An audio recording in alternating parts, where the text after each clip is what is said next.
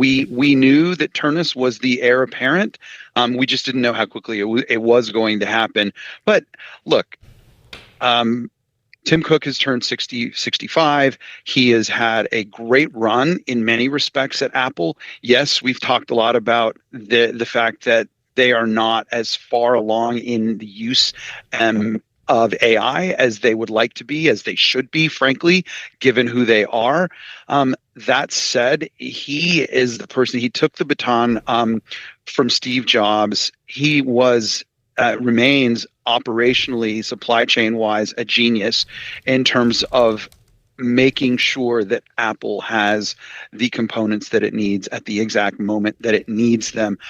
He is the one who has been really for many years behind the scenes before coming to the forefront of really enabling Apple to be as successful as it has been. If you don't have the supply chain down, it's really hard to create those devices with the margins that they have, and as timely a manner as they are. It's been a rough few years for Apple in some respects with regard to, we've talked about their car efforts that went nowhere. We've talked about their TV efforts and AI. So there have been these moments over the last several years of like, well, where's that next killer product going to come from? He has led them into lots of new and really interesting areas in terms of media, in terms of AirPods. There is a lot of really interesting new stuff going on there, but not the stuff that really grabs everybody's headlines. But Tom, all that to say, there's no indication that this was something that the board pushed for at this point. This was, on Tim Cook's own accord. At this point, there's no indication. Chairman. Yeah, there's no indication of anything along those lines. Okay. I mean, this is something that is being seen as orderly. There's a little bit of a tick down in stock last I checked in late trading. But I mean, anybody who's been following Apple, anybody who's been reading Arc would know this was coming. They would know that Ternus was the person who has the confidence of Tim Cook and the confidence of the board. He spent half his life at Apple. He worked on computer monitors, product design for the iPad, took over development of the Mac. He's the head of engineering, hardware engineering since 2021. Expansion in the product lineup. Functional improvement on products, things like battery life, performance, connectivity. Those sound really nerdy, but they're hugely important to consumers and users of Apple's products. And you've seen him start to take on a bigger and more public role at Apple in recent months. Definitely, there were signs that this was in the offing. And look, I mean, go ahead. No, please go. Well, I was just going to make the point that too, Tim Cook is leaving at an actually pretty good time when you look at the stock price over multiple years. It's down off the high it reached in December, but it's hovering pretty close to that. So this is someone who has had the confidence of the investor community as a general rule over a very long tenure at Apple.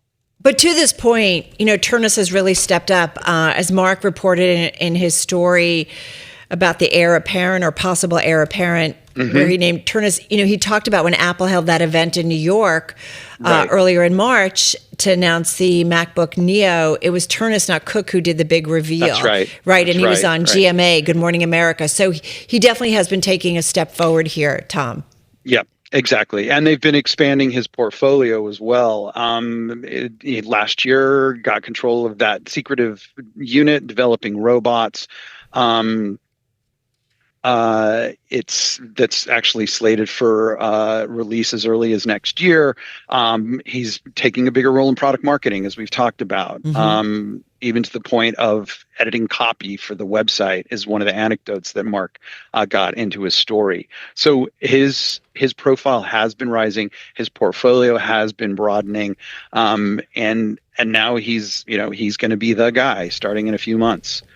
Carol, I just want to say I'm doing a little bit of back of the envelope terminal math here, going back to January of 2011. It looks like a pretty nice chart. It is. I mean, if you're a shareholder of Apple since then, you're pretty happy. Shares of Apple up more than 2,200% just since then. The S&P 500 up 465%. So on an annual basis, the Apple, since Tim Cook took over as CEO, or was announced as interim CEO, is up 24.4% and annualized, okay, versus the S&P 500, 14%. Well, on that, and we're showing that right now for those who are watching on YouTube and Bloomberg Originals. Tom, the thing is, in the press release, as Tim and I have gone through it, it did say that Tim Cook will become executive chairman of Apple's board of directors. He's going to assist with certain aspects of the company, including engaging with policymakers around the world. And I think about that share price and move up.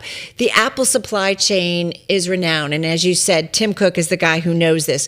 But he's had to negotiate with some tricky leaders, whether it's over in China where they have such a big footprint, and then as they've been pivoting to India and elsewhere, but then also dealing with a very complicated and sometimes difficult White House and administration where you don't want to be on the wrong side of the president and his team. And Tim Cook has done this, I think many would say, flawlessly, really, really well. So having him in that position is an important one. You need somebody who can play a very diplomatic role on a global stage, and who better than Tim Cook, the guy who's been there for so long and has really been playing that role. As you said, there's a delicate dance between Silicon Valley and the White House. Tim Cook has, demonstrated that he has the ear of the president and knows how to speak in a language that appeals to Donald Trump. He gave him the golden iPhone. Is that what it was? A golden iPhone? At an event at the White House. I mean, I think that every big tech CEO has had to learn how to. It was a glass sculpture with a 24-karat gold base, right. Because I think the glass was the glass. Was it an iPhone? What was it? That they maybe use in their products.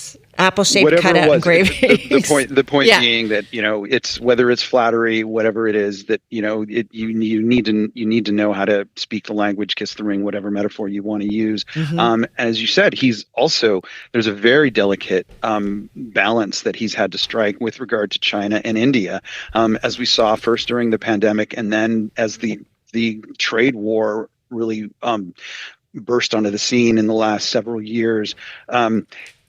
We've learned the risks of overdependence on one particular area of the world for your supply chain.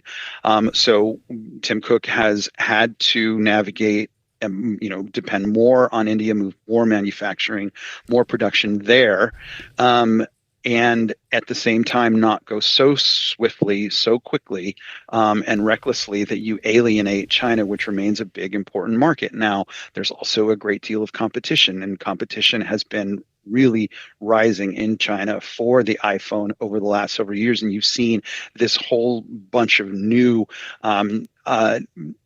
manufacturers there, Oppo, Vivo, Huawei, all becoming increasingly important competitors there. But at the same time, iPhone's still popular in many aspects and many parts of the country. And so you don't want to do something that's going to alienate the Chinese. At the same time, you have to diversify your supply chain, and that's something that Tim Cook has been doing. It's a juggling act, and he'll be able to continue to do that in his new role as executive chairman.